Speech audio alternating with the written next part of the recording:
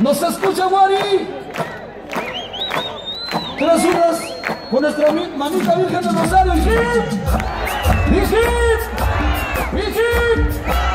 Y las manos arriba, que son.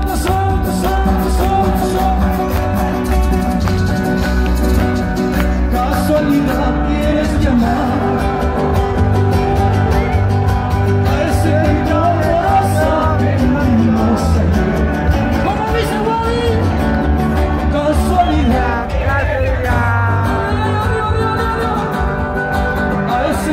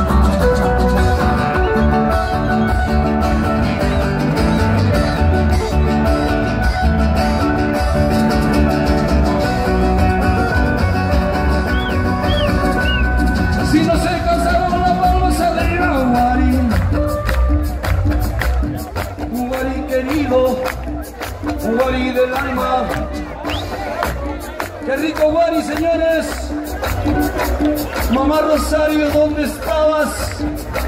¿Por qué no estabas junto a mí? Para pedirte de rodillas que calmes este mi dolor. ¿Dónde está la familia Montalvo? Con mucho cariño. Mañana disfrutamos de la primera tarde taurina, señores. Cartelera internacional, como tiene que ser en esta hermosa tierra de la Virgencita del Rosario, en esta bella tierra que acoge a propios y extraños con los brazos abiertos. El dúo reclama desde Ayacucho, Tokio, que ha ido, para ser más exactos, Pampa de Galeras, Parque Nacional de la Vicuña. De ahí venimos nosotros. Quiero ver a todo el mundo con las palmitas arriba.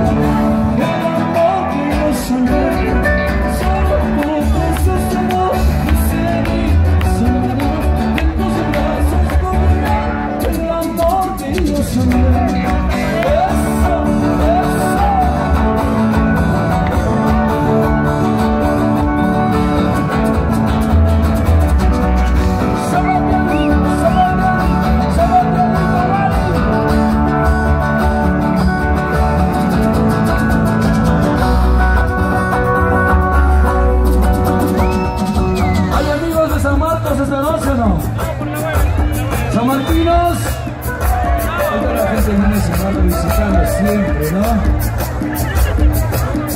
Para mi gente linda de Huari. Qué bonito, qué bonito.